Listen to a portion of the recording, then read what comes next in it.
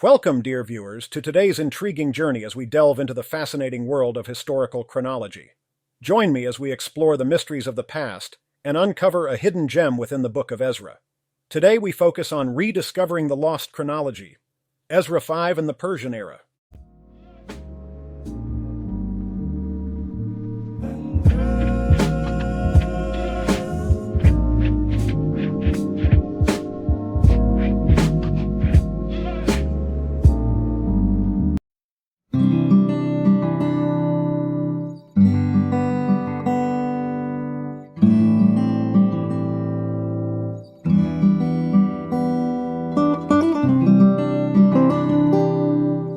Have you ever wondered about the accuracy of historical events or the timelines in ancient texts?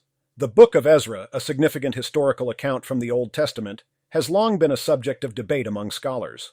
One particular passage, Ezra 5, holds the key to reevaluating the Persian era's chronology. The story begins in the 6th century BCE, when the events described in Ezra 5 took place. A group of exiled Jews, led by Zerubbabel and Jeshua, returned to Jerusalem from Babylon, determined to rebuild the temple that had been destroyed. Despite facing numerous challenges, they persevered, and construction efforts began. However, doubts arose when comparing the historical records found in secular sources, such as the works of the Greek historian Herodotus, with the biblical account. Discrepancies in the Persian rulers' names and dates left historians puzzled and questioning the accuracy of the timeline. Fortunately, relentless researchers have meticulously studied the Persian era texts, reconciling the discrepancies and unlocking the missing pieces of the historical puzzle. These findings shed light on the events surrounding Ezra 5 and provide a more accurate understanding of the Persian era. By carefully examining archaeological findings and cross-referencing them with the biblical accounts, scholars have determined that the Persian chronology should not be solely based on Greek sources. Instead, a re-evaluation of the Persian king's reigns is necessitated. This rediscovered chronology suggests that Ezra 5 corresponds to the reign of Darius I, commonly known as Darius the Great.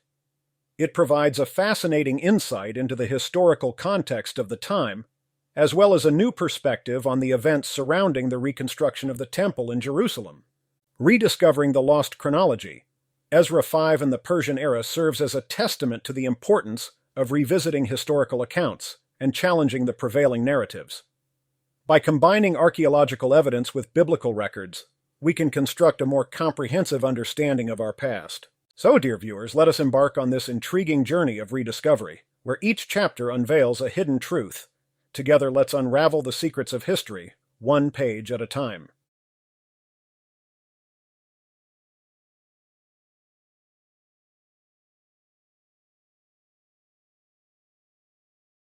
Five.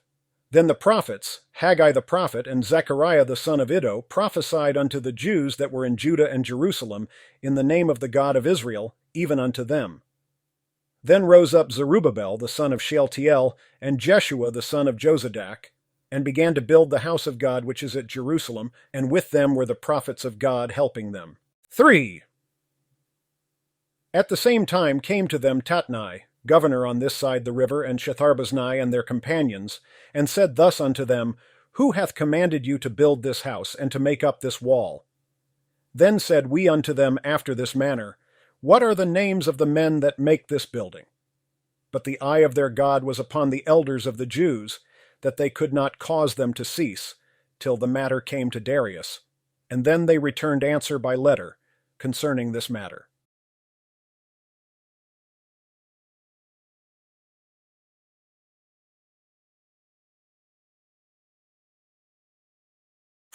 Who did God use to spark the people to resume building the temple? Where else can we read about the message they preached to the people? How did the people respond to Haggai and Zechariah's message? What does this show about their attitude? 5. Should they have stopped building the temple? 6. Why or why not? 7.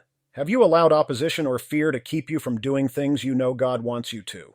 8. Can you give any examples? 10.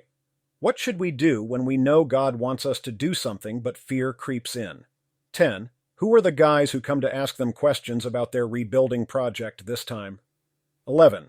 What do you think their motive is? 12. How did the people answer? Did they stop the work this time?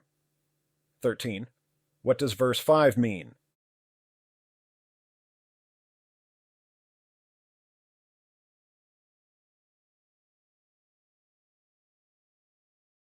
Isaiah 41:10. So do not fear, for I am with you. Do not be dismayed, for I am your God. I will strengthen you and help you. I will uphold you with my righteous right hand. Isaiah 54:17. No weapon forged against you will prevail, and you will refute every tongue that accuses you. This is the heritage of the servants of the Lord, and this is their vindication from me, declares the Lord. Psalm 71:24. My tongue will tell of your righteous acts all day long, for those who wanted to harm me have been put to shame and confusion.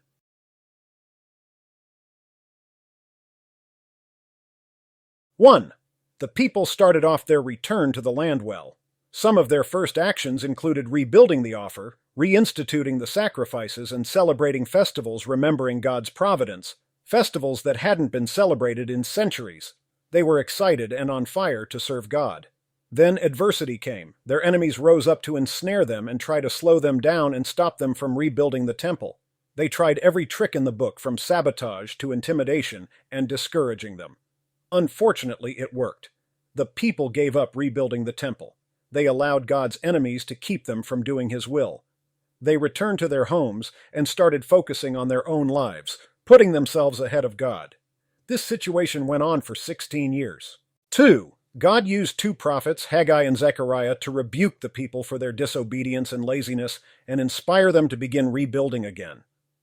To see some of what was going on in these 16 years, we are going to jump over the Haggai and read the book, 2 chapters. From Haggai, we can learn several key points. A. The people thought they would wait until a later time to finish the temple. Putting off what God wants us to do today is one of Satan's all-time classic attacks. Haggai 1:2. B. The people were seeking their own comfort and putting themselves ahead of God. 4 ICE.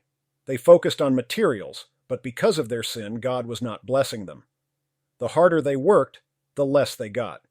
They had ignored God's instructions, and it was time to repent. 5:11. D. Finally, the people repented and heeded God's instructions. 12E. God promised to be with them. 13.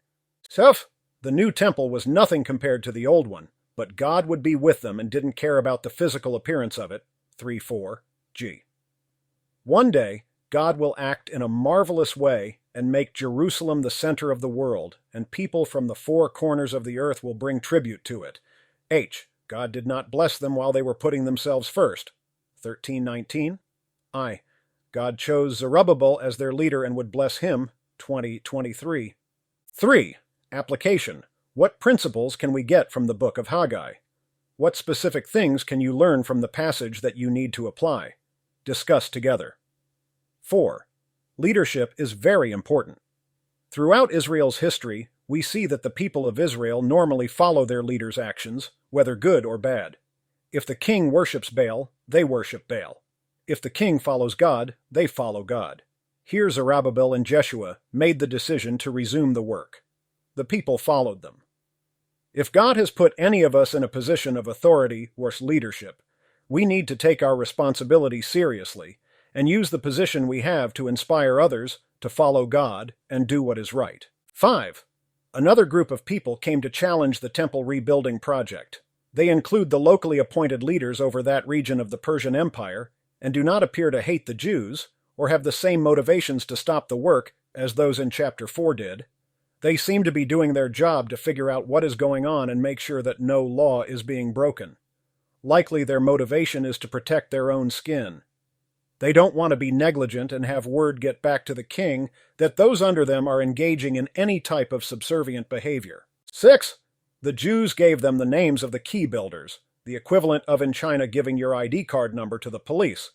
The fact that the leaders continued on in the work, even though it was their own necks on the line if the king decided against them, was proof that they had really repented and truly desired to serve God this time around. 7. God was with them.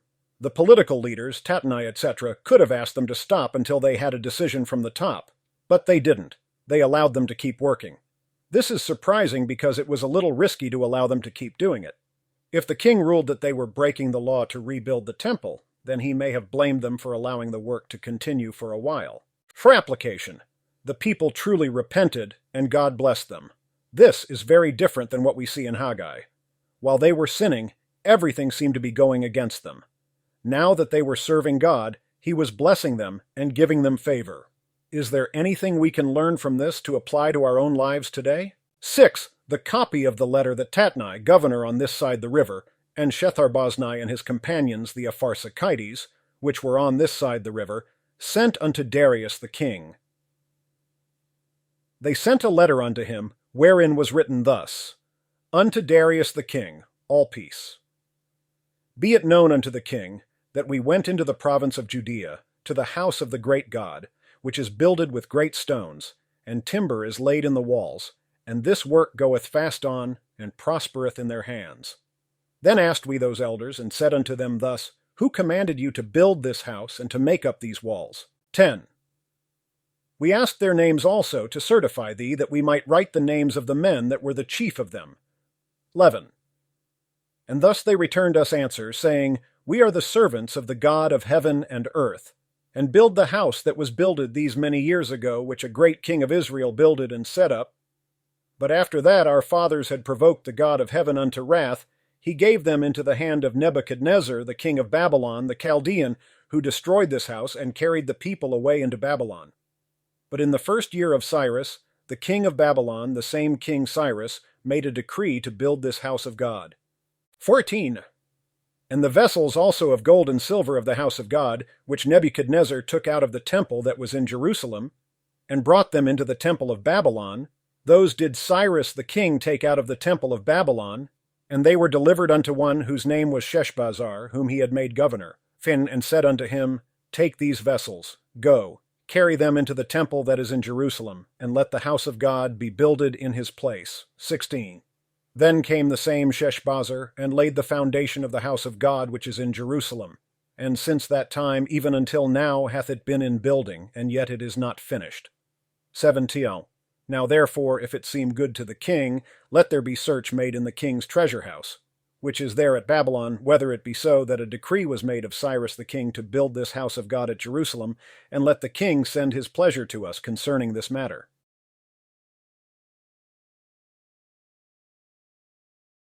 1. What was their purpose in writing Darius?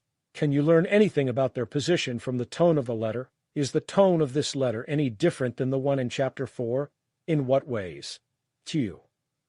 From the letter, what other insights can we get as to what answer the Jews gave the political leaders for why they were rebuilding the temple? What does this show about them? Are there any spiritual principles or present-day applications we can get from this chapter?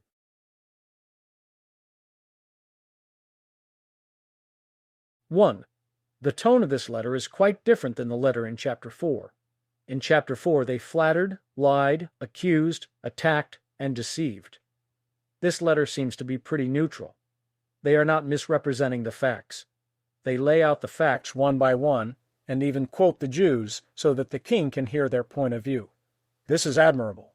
2 verses 11-16 record the Jews' statement with their reasons for rebuilding the temple.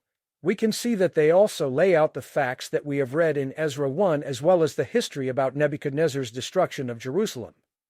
In verse 11, they identify themselves as servants of God. In verse 12, they ascribe the reason for their demise to the nation's horrendous sin before God. This also shows a repentant heart. They were willing to take responsibility for their nation's sins and recognize the past mistakes that they had made. This is another sign that they were truly repentant. Any person who makes up his mind to serve God will face adversity. And we will also fall. We will have spiritual highs, and we will fail sometimes too and sin against God. Knowing this, I just want to leave you with this verse. In the realm of biblical scholarship, historical accuracy and chronological precision are of utmost importance. Such accuracy not only provides insights into ancient civilizations, but also sheds light on the events and figures depicted in religious texts. One intriguing case that has baffled historians and scholars over the years is the chronology surrounding the book of Ezra in the Bible. The book of Ezra recounts the return of the Jewish exiles from Babylon to Jerusalem.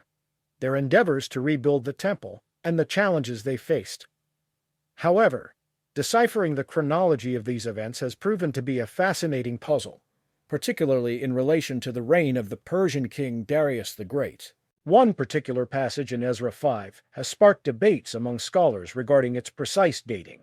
The passage discusses the rebuilding of the temple in Jerusalem during the reign of Darius and a letter written by Tattenai, the governor of the province beyond the river, to the king.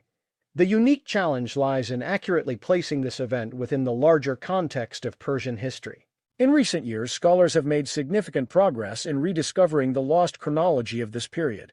Exploration of ancient Persian administrative documents, combined with extensive historical research and advanced dating techniques, has yielded promising results. One key breakthrough in understanding the chronology of Ezra 5 in the Persian era is the identification of Darius the Great's reign as spanning from 522 to 486 BCE.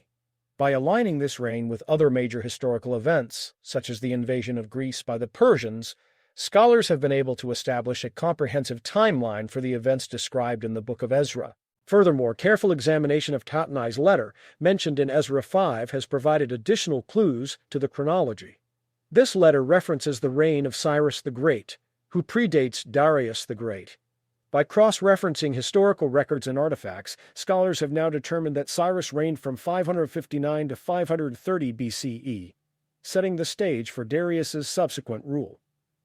With these new insights, the correct timing of the temple's rebuilding in Tattenai's letter can be better understood.